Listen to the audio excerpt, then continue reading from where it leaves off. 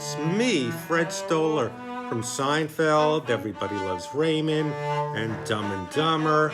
And you're watching BT Talks Baseball. At least you have something to do. Here's Brett. Well, hi, everybody, and welcome back inside BT Talks Baseball. I want to thank actor Fred Stoller for that great introduction. A funny man, and actually, Fred's going to be a guest of mine in just a couple of weeks. You know, I love that every week we are played into BT Talks Baseball by Take Me Out to the Ball Game, a fantastic rendition by my very good friend Elizabeth Glennon. I was thinking about it. That song was written in 1908 by two gentlemen who had never seen a baseball game before. And one of the lines in the song, a famous line, peanuts and Cracker Jacks. You know, Cracker Jack was a snack, popcorn with caramel and some peanuts that had debuted at a World's Fair around the turn of the century. They name-dropped that snack in the song, and of course, after that, it became so popular at baseball games. It really got me thinking about ballpark food, and more on that later, because I think BT Talks Baseball needs to have a segment about ballpark food. It absolutely must have a segment. I must have a segment about that. So more on that in a little while. My guest today is Meredith Marakovits, the clubhouse reporter for the New York Yankees and the Yes Network. We've talked a lot of Mets on BT Talks Baseball. I'm going to talk a little bit of Yankees this week with Meredith. Let's get right to it. Meredith, thank you so much for joining me right here on BT Talks Baseball. My pleasure. Meredith, you're a part of such a great broadcast team, Michael Kay, David Cohn, Paul O'Neill. Can you talk about what it's like to be part of that Yes team? You know, it's crazy. People ask me this question, what's Michael really like? What's Paul really like? Do you guys really get along? And some joking around in the booth. We spend so much time together. We spend an exorbitant amount of time together. Oftentimes, we're with the crew more than we are our own families, just due to the nature of covering baseball. And it's so cliche, and people say, oh, that's not true. But, we are kind of like family. We're a dysfunctional family.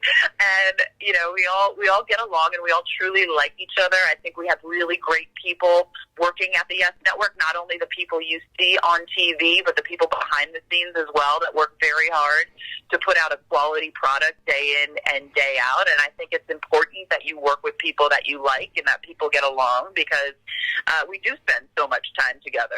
Meredith, you've been doing this for about 8 or 9 years now for the Yankees. Can you share one or two of your favorite moments that you've covered?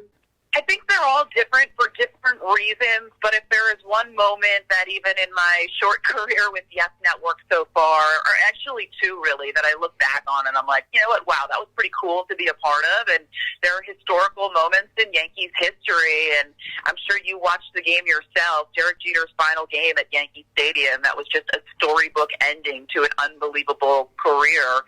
I had the opportunity to interview him first on the field after that emotional moment for him. So that's an interview that I'll always remember. And, I have pictures from that interview that I look back at. I'm like, wow, that was pretty cool. Now, that day, I didn't realize that it was as big of a moment as people thought it was. I had all kinds of people reach out to me that had been watching the game and, just weighing in on what they thought and how it was cool to see me, working at that level. But that was a really cool moment for me. And then also Mo's final game when Jeter and Pettit came out to the mound and took the ball from him. I spoke to Mo after that game on the field as well. So those are two kind of endings to great Yankee careers that I was involved in, not the ending of their career, but I had an opportunity to talk to those guys on the field, which were kind of cool moments for me. I also did a couple specials along the way and some other interviews that are meaningful, but I think if you look back, those two are probably the coolest interviews that I've been able to do. Of course, Mariano Rivera, a Hall of Famer. Derek Jeter, elected to the Hall of Fame, not inducted yet. He'll have to wait one more year. But because of that, are those moments even more special now? Yeah, no doubt about it. I mean, I remember walking from the third base side, because that's where I come from at Yankee Stadium, to do the interviews, and I kind of walk across the field or behind home plate and go to talk to them. And I remember the Jeter interview in particular. It's just, it's what I do for a job. I speak to people after wins on the field, and it just felt like another day doing the job. But I did realize that, they were both special. And during the Jeter interview, the crowd was so loud that day after he had the walk-off hit. that it almost felt like a playoff atmosphere, like it was a game during the World Series that was meaningful. But the reality of the situation was the Yankees were already out of the playoffs. The game really meant nothing, but it was an unbelievable moment for him to be able to close out his career at Yankee Stadium that way. And one thing I'll always remember that people forget about that, David Robertson was having an unbelievable year that year, and he blew the save. So that Jeter, didn't do it on purpose, but it wound up that him blowing the save led to Jeter getting that final at-bat. Had he closed out that game, that scenario would have never played out that way. But when I went to speak with Derek, as soon as he opened his mouth, the entire crowd quieted, hanging on every last word he said. It was so quiet in there you could hear a pin drop. It was kind of crazy. So I'll remember that from that interview in particular. Well, Meredith, I want to thank you so much for joining me right here on BT Talks Baseball. We'll talk to you soon. Well, as I mentioned earlier, I think we need to have a segment on BT Talks Baseball about ballpark eats. I mean, baseball and eating just go so well together. Those of you who know me know I've worked very hard over the past 6-7 months to lose some weight. However, doesn't make me like the ballpark eats any less, whether it's a Dodger dog in Los Angeles, garlic fries in San Francisco, or just a good old sausage and pepper at Citi Field. Ballpark eats are such a big part of the game. When my dad and I've gone to more games with my dad than anybody else in my life, and first thing we think about as we're on our way to the ballpark is, what are we going to eat first? So it seems only right that in today's Mel's Memories, he tells a story about him and I going to a game that, of course, involves food. Pops, what do you got? Okay, I remember once we went to a Met game.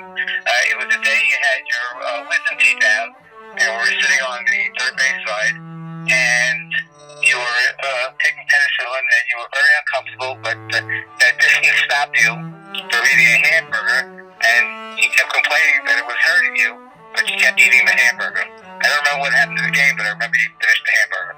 Well, actually, I remember that night very well. It was a painful night, but as you mentioned, I got the burger down. I wasn't going to be denied. Thank you so much for sharing. Say hi to Mom. I love you. Love you too. Bye-bye. Well, that'll do it for another episode of BT Talks Baseball. I want to thank my guest, Meredith Marakovits. Thanks, of course, to my dad for sharing his memory.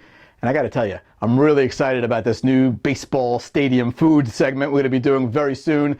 Go to bttalksbaseball.com, send me a note, let me know what your favorite ballpark snack is, and I'll be sure to feature it on an upcoming episode of BT Talks Baseball. Until then, I leave you as always with the words of Tug McGraw, you gotta believe. Bye-bye, everybody. We'll see you next week. If you are interested in getting a signed copy of any one of Brett Topel's books, please visit us at www.topelmetsbook.com.